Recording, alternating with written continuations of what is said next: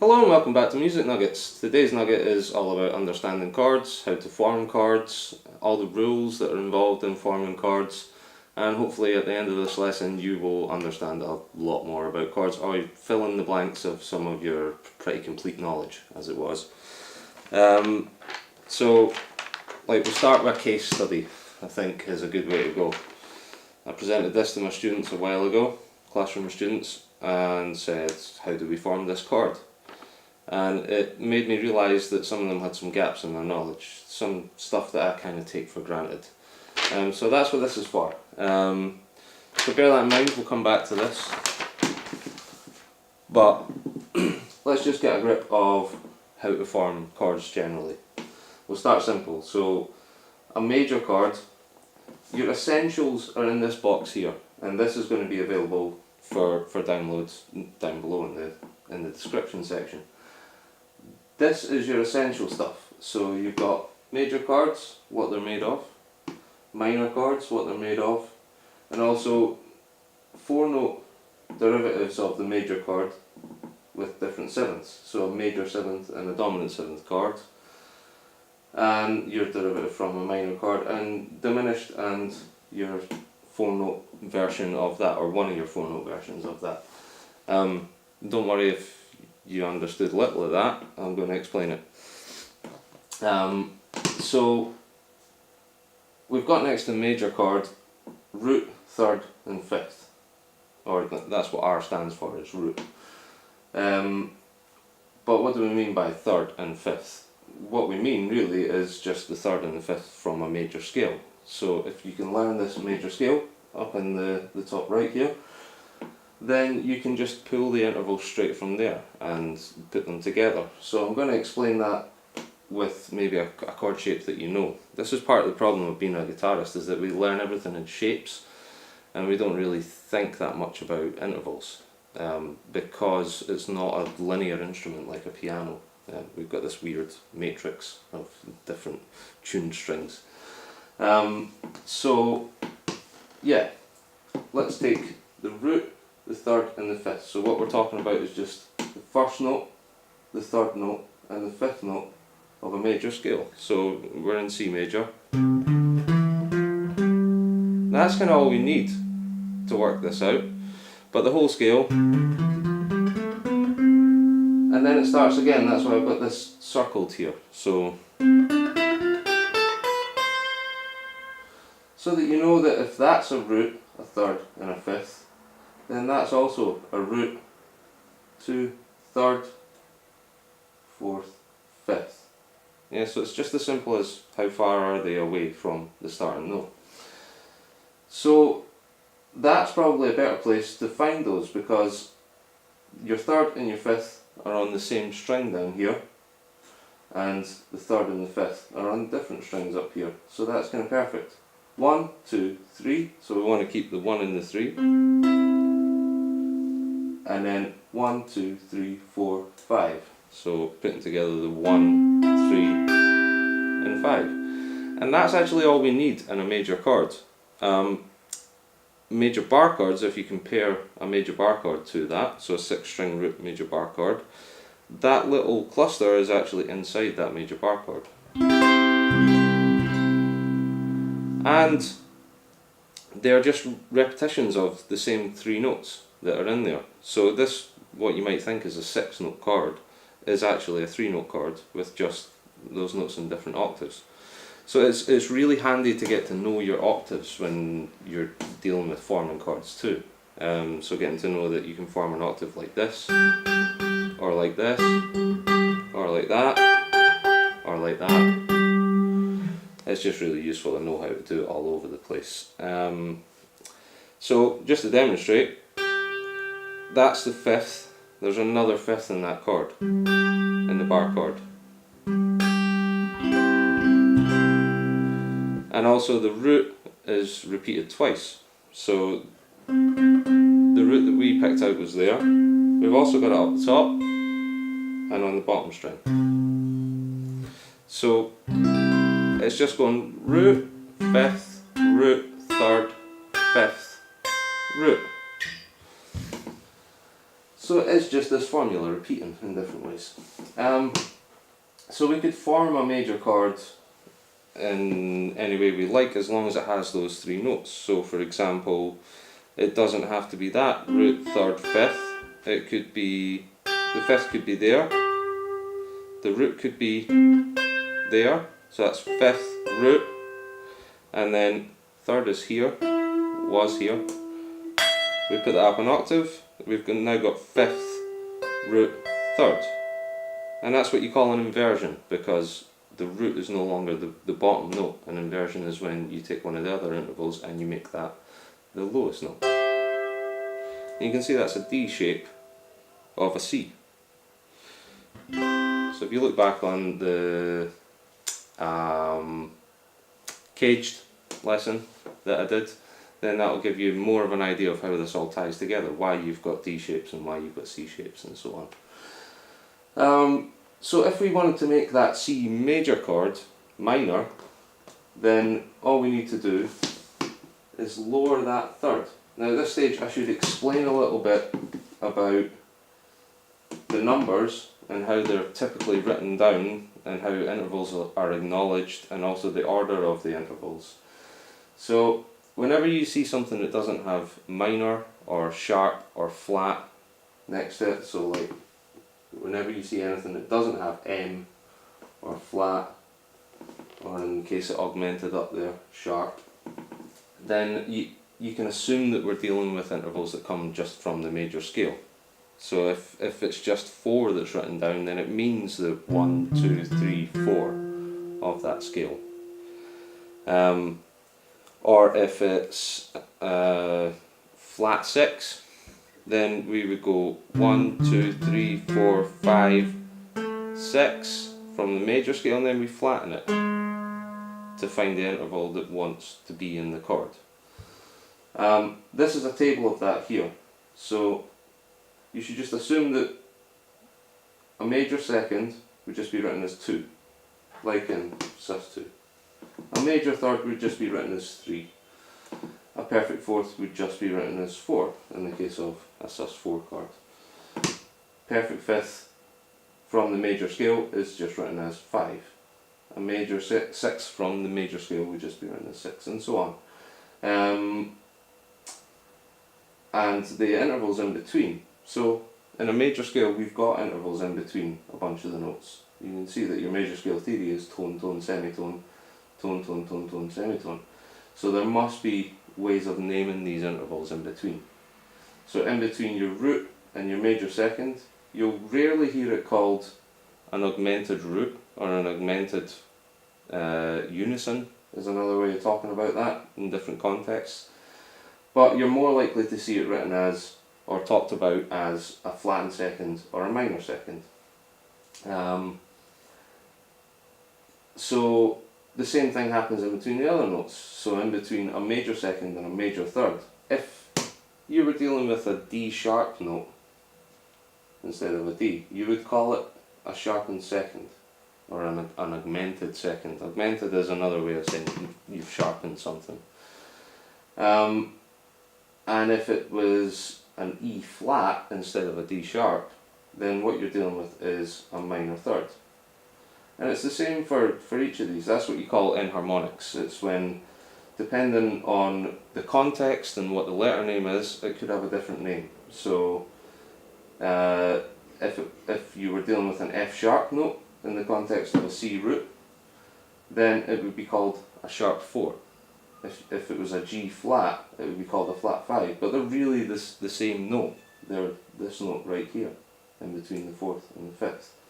It's the context and how you've decided to name it, and what's going on with the key and things like that. We'll go into that in another lesson, but that's what matters in that case. So our method for forming any chord is just going to be to relate the formula for the intervals, these kind of formulas, to a major scale every single time. Some people like to relate it to minor scales when it's minor chords, and different modes when it's modal chords. I think it's a lot more straightforward to have one parent scale that you just relate everything to. So that's what this system is. So for example now, if we if we want to make that a C minor chord instead of a C major, then we're just using this formula over here. Instead of root third fifth, we need root minor third fifth. And you can see minor third is just a semitone below the third that we were using below. So root third fifth, we want to go root minor third fifth. So instead of, we flatten the note in the middle, and now we've got C minor. And also you'll be familiar with that little cluster from bar chords too, because it's from that bar chord, 6-string root minor bar chord. And again, the same thing's happening. There's still only 3 notes in that chord. It's just been repeated right through. So the root twice, and then the fifth twice.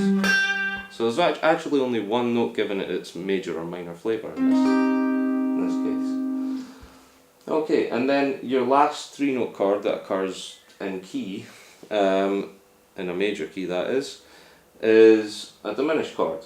So a diminished chord is that minor chord, as you can see, it's the first 2 intervals from that, plus the 5th gets flattened now.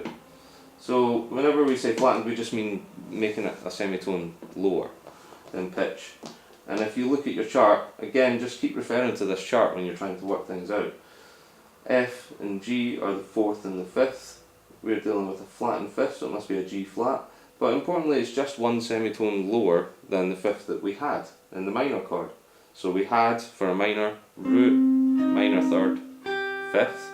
We need root, minor third, flat 5th. And people will generally relate these to moods, these types of chords. It's kind of your way of remembering which is which, especially in ear training and things like that. So major is happy and bright, minor is sad, and diminished is sinister, if you like. And each of these chords can have 4-note versions. This is where we should talk about chords being stacked up in thirds within a key or from a scale. So we were talking about the major chord is a root third and 5th, and if we look at our major scale, you can see that all we're doing there is we're stacking consecutive thirds. And it's why C major on the stave will go line, line, line if it starts down here, because we're missing every second interval. And when we form more jazzy chords, or bluesy chords, or just extended chords, when we add an extra note to a chord, what we're doing is we're creating 7th chords, or when we stack up the next third, basically. So we can go C, E, G, root third, 5th, and then if we put a 7th on top of that, then if we go back to our scale, C, D, E, F, G, A, B, or 1, 2, 3, 4, 5, 6, 7, then all we're doing is adding that the 4th note, the 7th, to the C major that we had already. So that means that chord 1 in the key of C major can be either C major, just C, or C major 7. And it can be lots of other things. You could add a 9th on the top of that and so on. You can keep stacking these notes up. But that's why on the stave here, as part of the demonstration, when it gets to the F chord, you can see that we've just stacked up another gap, another third on top of that. So it's going F, A, C, and then that's going to come right back around to E. And that's all that happens to form all the chords in the key. You're just stacking up consecutive thirds, thinking about each new root as being a new root, essentially. So then when you stack up the notes for D, you're thinking of it as root third, 5th, not 2nd, 4th, 6th. So it's just you're flipping your context each time. When you do that, it ends up as a D minor because of the intervals in the scale. So that changes how things pop out depending on where they start in the scale. So yeah, that's where we get these 4-note chords from. That's where we get the jazzier sounding chords from. So we've got C major 7, we've just dealt with that. And a bluesier sounding variant of that. So I think of that as being a jazzy sounding chord, a light, bright, happy, jazzy sounding chord, I guess. Sounds like a home chord. Whereas if instead of root 3rd 5th 7 we use root 3rd 5th flat 7, then we have a C7, not a C major 7. So C major 7, C7. And C7 wants to turn around. Any 7 chord wants to turn around. It wants to come home. It's like it's leaning in. So C7 wants to go. Yeah, so it has that feeling of tension before resolve. C7 is the 5 chord in the key of F. Our 5 chord in this key is G7. We'll come back to that. I don't want to make this a lesson about both the diatonic chord series and forming chords. We'll just keep it on chords just now. So we've got all these different flavours so far. We can extend this further. That's the 7th extensions of the major chord. The 7th extension of the minor chord is a minor 7. So that, if we go back and form root minor 3rd 5th, what we need on the top of that to make it a minor 7 is a flattened 7th. So again, we can just compare it to our major scale. 1, 2, 3, 4, 5, 6, 7. So I'm up here. A flattened 7 is just 1 note lower. So we need to add that to that minor shape that we had. Root, minor 3rd, 5th, minor 7. Now I said minor 7, that's me doing the synonyms thing. It's technically not really correct. The chord is the minor 7th, but a lot of people will talk about a flattened 7th as an interval being a minor 7th. So it's good to be aware of these things. Like people will use, there's far too many synonyms in music theory. So that's a minor 7, root, minor 3rd, 5th, flat 7. That will commonly be rearranged when you play bar chord versions of it. So like a C minor 7 that you might know is you take the minor bar chord and you raise your pinky so that you're catching the 8th note fret on the D string. So in that case it's going root, 5th, flat 7, minor 3rd, 5th, root. So it's basically still, well, it does still just have those 4 notes in it.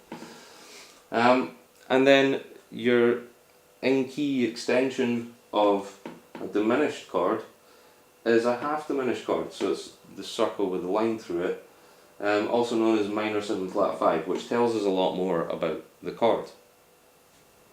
So what that's actually saying to us, this formula here, and this name especially, is it's just a minor 7 chord with a flat 5. So this is where we're getting into the realms of the chord name. If you know a little bit of rules, like you know what a minor 7 chord is, and you do now, then the chord name actually tells you how to form the chord, or how to do the extra thing to form the chord. So root, minor 3rd, flat 7, just like in a minor 7 chord, except we need a flat 5 in there. So that's your formula. Root, minor 3rd, flat 5, flat 7. So in this case we need to go back to root, and I'm gonna do this whole process again so that you're just seeing it over and over again, and how I'm thinking about a major scale every time I'm doing it. You don't have to think about all the different modes and stuff like that. So we need a root and a minor 3rd. So 1, 2, 3, that's a major 3rd from a major scale. So we flatten it by 1 and it becomes a minor 3rd. So there's root, minor 3rd, and then we need a flat 5. 1, 2, 3, 4, 5. Take that 5 and flatten it. So we've got root, minor 3rd, flat 5, And what we need to finish this chord off is a flattened seventh. So 1, 2, 3, 4, 5, 6, 7. There's the flattened seventh. So root, minor third, flat 5, flat 7. And a way that you might be more used to seeing or playing that chord is that sort of zigzag shape, like that, on the middle 4 strings. But it's the same idea, just in a different register. In fact, it'll sound more like it if I do it up an octave. So here was what we formed, and then if I do that up, this zigzag one up an octave, it's closer in the sound, and it's because its intervals are swapped around that it still sounds different. So instead of root, minor third, flat 5, flat 7, we've got root, flat 5, flat 7, minor third an octave up from where it was before. Again, good to know your octaves for this stuff. So that is all the chords in key. Those are the most important ones basically, and the ones that you will see most often. So if you know these formulas, and you can always think of a major scale, and you know how to name each of the intervals in between the notes in the major scale, then you've got that down. It's just like remembering a few phone numbers, I guess, or a few people's names and whatnot. Okay, so taking that a little bit further, I'll remind you of this that I had at the beginning. So this says A flat major 9 brackets sharp 11.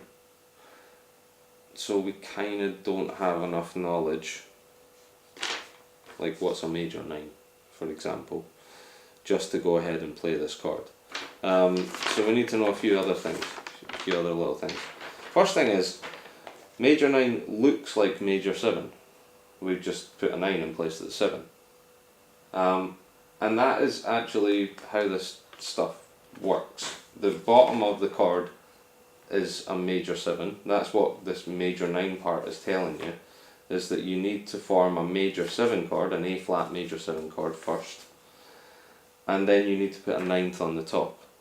So there's a couple of questions. What's a 9th?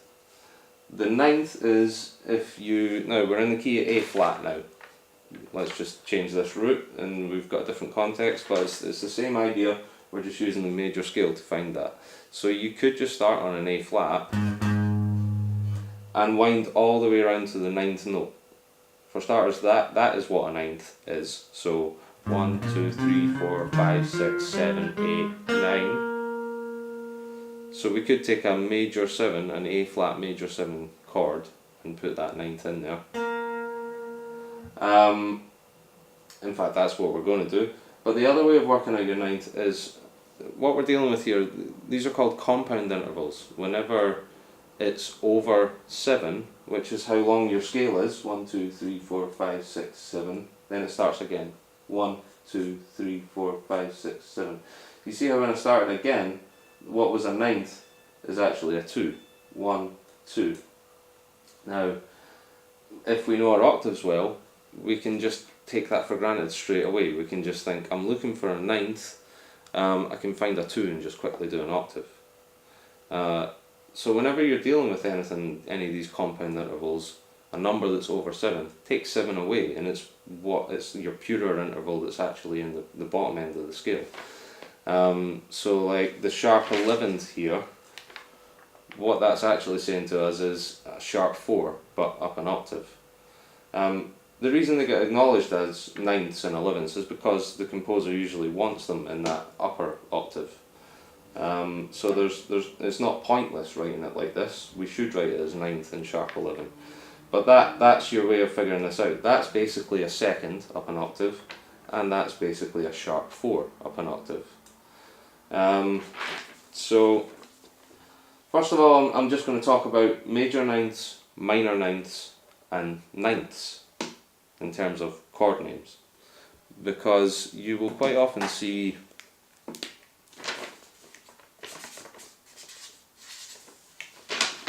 that instead. So A flat 9. So what is the difference between A flat 9 and A flat major 9? We'll ignore this sharp 11 just now. And it's just got to do with what the bottom of the chord is, like how you've gave it a foundation. So a major 9 is a major 7 chord, so root, 3rd, 5th, 7th, all intervals from the major scale with a 9th on the top. A 9 chord, like A flat 9 or C9, and you probably know this if you know a few shapes of it, it's a bluesy sounding chord, so it actually comes from the 7 chord. So the 7 chord is on the bottom of it, root, 3rd, 5th, flat 7, root, 3rd, 5th, flat 7, and then you put the 9th on the top. So what comes before the 9 really tells you what the basis of the chord is. That means that a minor 9 is actually a minor 7 with a 9 on the top. And it works the same for if you see major 11, then it's actually presupposing that you have a root, a 3rd, a 5th, a 7th, and a 9th if it's like a full keyboard voicing, and an 11th. But the important thing really, if the composer's written that, is that the 11th goes in there, and it'll be something to do with voice movement within the chords and the composer's intention with voice movement. So for the major 9, for an A flat major 9, we need to put a 9th into an A flat major 7. So previously we had, if we start in the 2nd octave, 1, 2, 3, 1, 2, 3, 4, 5, 1, 2, 3, 4, 5, 6, 7. So 1, 3, 5, 7. But we've kind of got no room to put a 9th in anymore. So that is root, 3, 5, 7. So that's the chord that we need to build our A flat major 7 on. Or A flat major 9 even.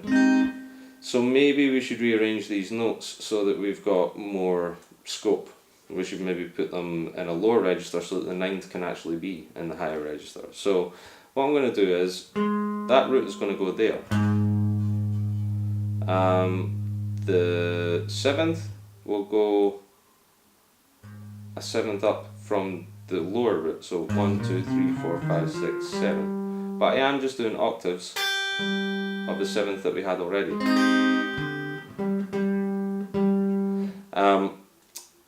So root, 7th, that's a 3rd, same 3rd we had before. Maybe we could go, we'll move that down an octave. Root, 2nd, 3rd, 4th, 5th, 6th, 7th, root, 3rd, 7th, and then 1, 2, and we could just go up an octave.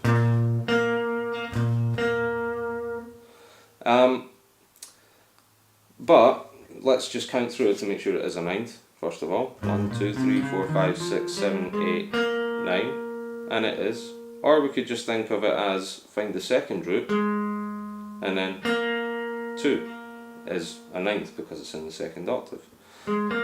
So there's a few different ways of thinking about that. So far we've got root, 3rd, 7th, 9th. So that's all playable together. And then we've got a 5th basically here, where we had it in our lighter voicing of the chord. So 1, 2, 3, 4, 5. 1, 2, 3, 4, 5. So that's quite a strange cram, but it absolutely works. Root, 3rd, 7th, 9th, and the 5th up the octave. And that's cool. So we've found ourselves in A flat major 9. If that was to be A flat 9, then we need to base it on a dominant 7 chord, an A flat 7 chord. So the 7th needs to be flattened in this case. Root, 3rd, 7th, 9th, and then 5th. That's an extreme cram. There's definitely better ways to play that chord.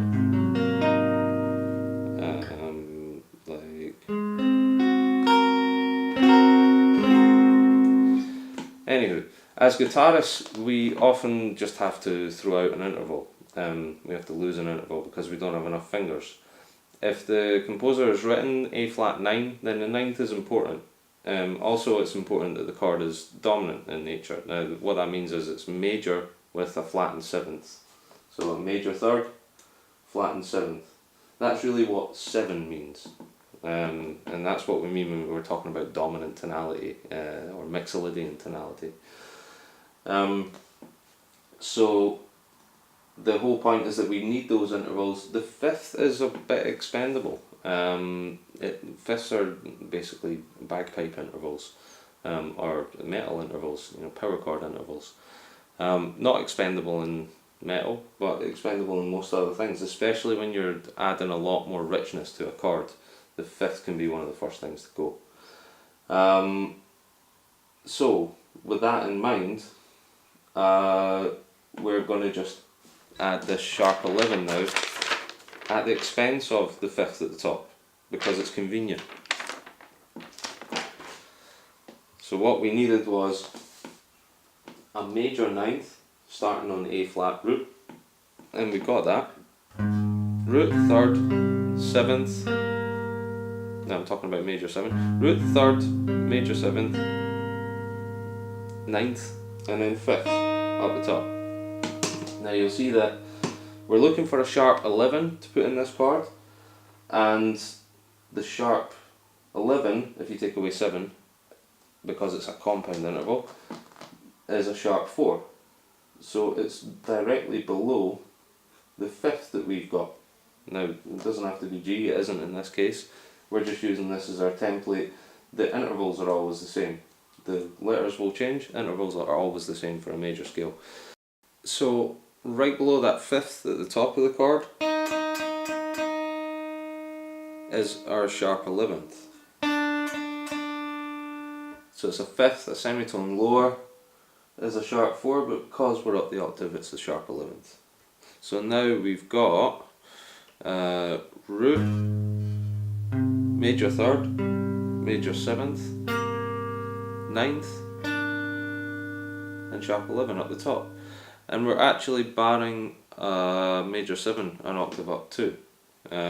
So we can hit that major 7 twice and just strum through a 6-note chord. So we've done it, that's mission accomplished. A flat, major 9, sharp 11.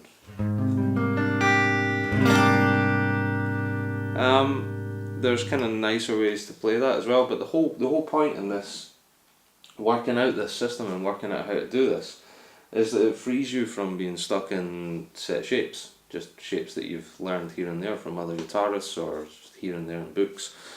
It allows you to figure out your own voicings. So if you like dissonance more than the average person, then you can insert dissonance by trying to choose your intervals a semitone off of each other within chords. So to make that make some sense, we were just discussing how the 5th and the sharp 4 are a semitone away from each other. So in the major 7 sharp 11 chord, it was the difference between, and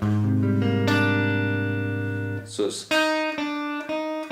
those two chords there that have potential to be dissonant against each other. So why not, we'd have to lose a 3rd for this, but why not go root, major 7, sharp 11, 5th, 9th.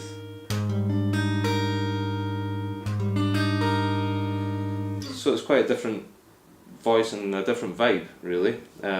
Dissonance within the chord, whereas the other one was maybe more balanced, more like a keyboard voicing. But yeah, it gives you the choice now. It means that a major 7 chord doesn't have to necessarily be this. It could be, again, exploiting dissonance. You could be going...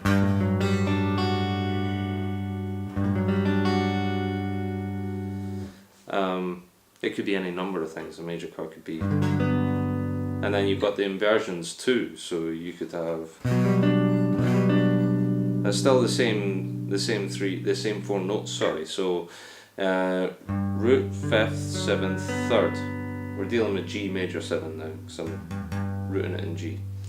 But I could just as easily go 3rd, 7th, root, 5th. Beautiful voicing. It could just as easily then go 5th, root, 3rd, 7th. Or it could go 7th, 3rd, 5th root. And so on, the possibilities are endless. So on.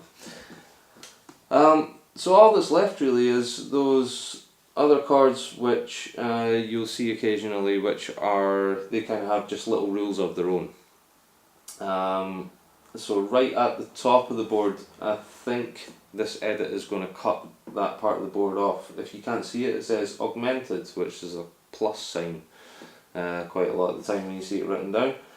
And like a major chord, it's root and major 3rd, but instead of a perfect 5th, instead of the 5th that comes from a major scale, it's a sharpened 5th. So I was saying before, a major chord sounds happy, a minor chord sounds sad, diminished chords is sinister. I would say that augmented chords are kind of sci-fi, or they feel like they're kind of unhinged and floating out there. So going back to C, previously for a major chord, root, 3rd, 5th, an augmented chord, you sharpen the 5th, and you get that sound. So these are chords that are completely stacked on major thirds, and they work with like whole tone scale and stuff like.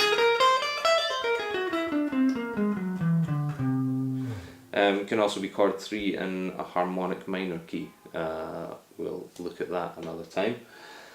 Minor 6 is a strange one.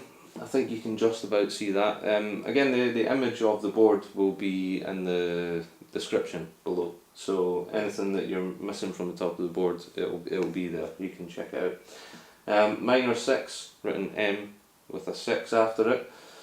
That's a minor chord but with a major 6 on top. It's one of these little strange chord naming anomalies that you're not to know unless you know the rule. And that is the rule. So it's a minor chord with a major 6 on top. It's built from Dorian essentially, because Dorian is your minor mode with a major 6. So we'll take that C again, minor chord, so root, 1, 2, 3, we need a flattened third, minor, a perfect 5th, and then that's actually pretty much important. No, it's just about possible with a keyboard voicing on guitar. Major 6 is 1, 2, 3, 4, 5, 6, so it's the 6 that comes from the major scale, but we need that on another string because our 5th is there already. So if we put it there, they're very cool chords. I wouldn't recommend trying to play them like that. You're better having that 6 down an octave, root, 6, 3rd, 5th. Kind of like sleazy surf chords. You hear them in like a sleazy surf ballad. Yeah.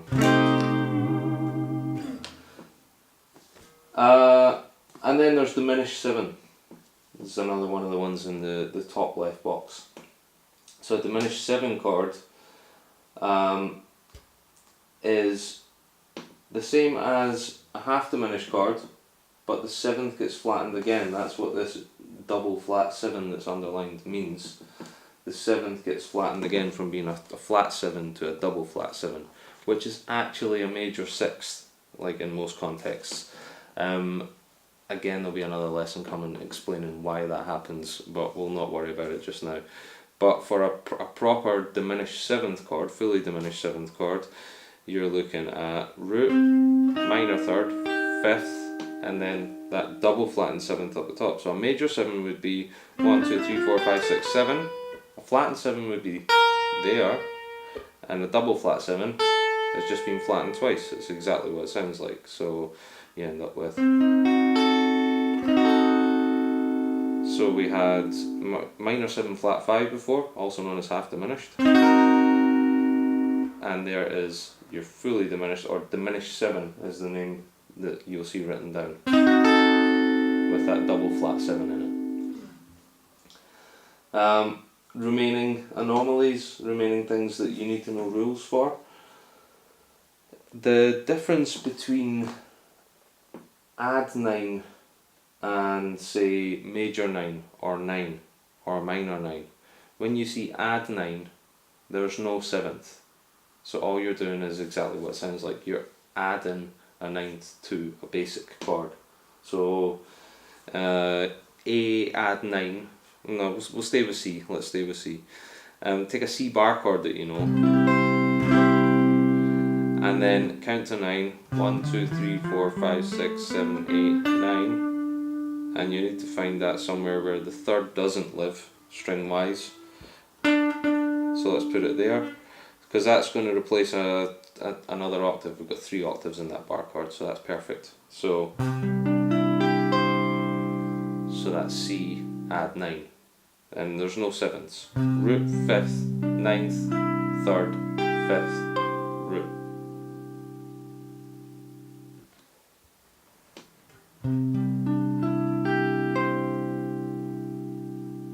So that's an add 9 chord. It's a reference that's getting less and less relevant every time I use it these days, but I'm from the generation that watched Neighbours, and it's something pleasant has happened in Neighbours chord, something happy's happened. And similarly, or oppositely I guess, a minor add 9 is when you take a minor chord and you add a 9th into it. So again, no 7th, it's just exactly what it's telling you to do, add a 9th to a minor chord. So that's this one, minor add 9. So we want a C minor chord, and again we've got 3 octaves in this chord, so if we just put one of our octaves up a tone, because that's where our second is, so think about 1, 2, 1, 2. We were saying before, a 2 is a 9, so that's us adding a 9 to this minor chord, and it's the something sinister has happened in Neighbours chord.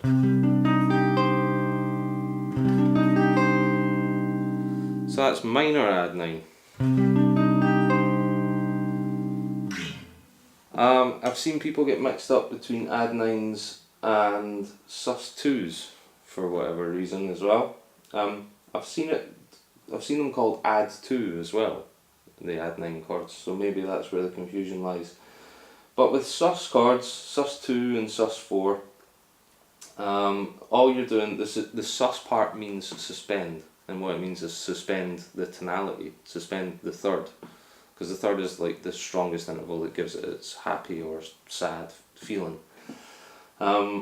So a sus 2 is when you take a C major chord, we'll go back to that again, so root, 3rd, 5th, and you suspend the 3rd and put the 2nd in place, so 1, 2, 2, 5. Now we know those, most players know those, like when you've got a D chord, the 3rd is that note there.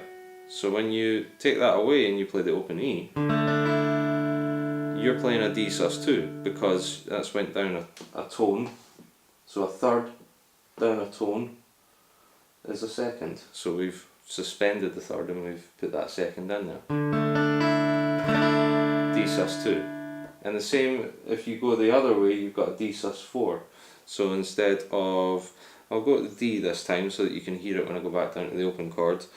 A sus 4 would be if you take root, 3rd, 5th, and you suspend that 3rd, you take it away and you put the 4th in place of it. So that's a sus 4. But again, you're more likely to be familiar with it down here. So that's a D sus 4 down here. Instead of D major, we're going to take that 3rd and we take it away, but we put the 4th in place of it.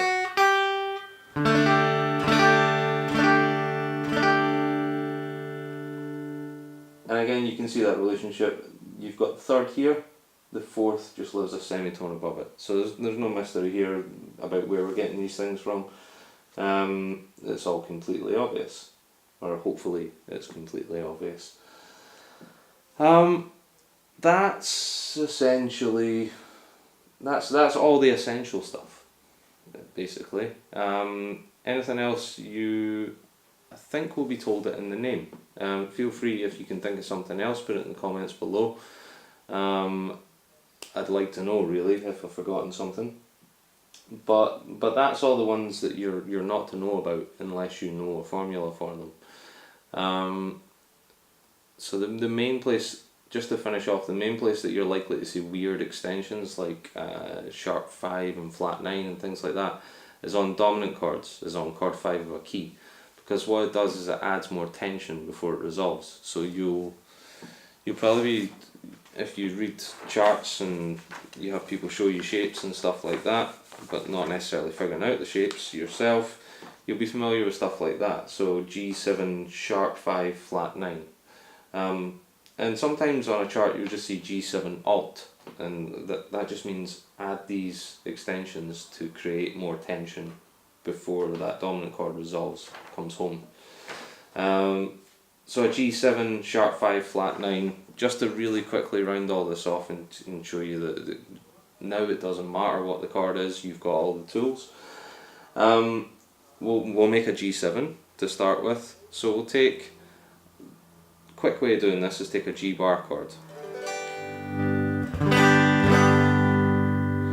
And all we need to do, we know that that's a G major, and to make it a G7 we just need to add a flat 7 somehow.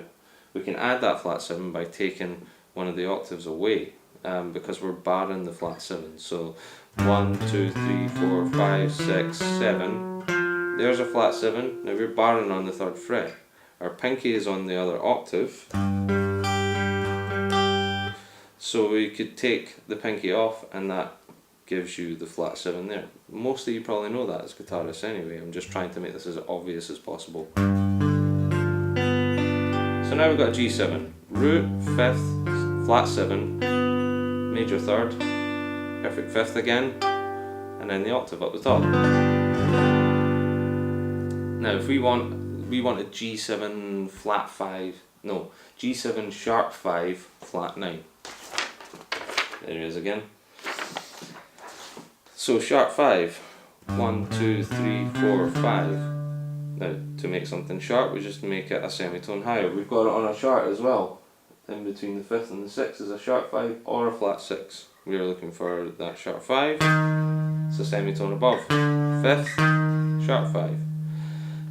We're going to put it up an octave, because generally the tension notes work better up an octave. They're a bit too rich down the octave quite a lot of the time.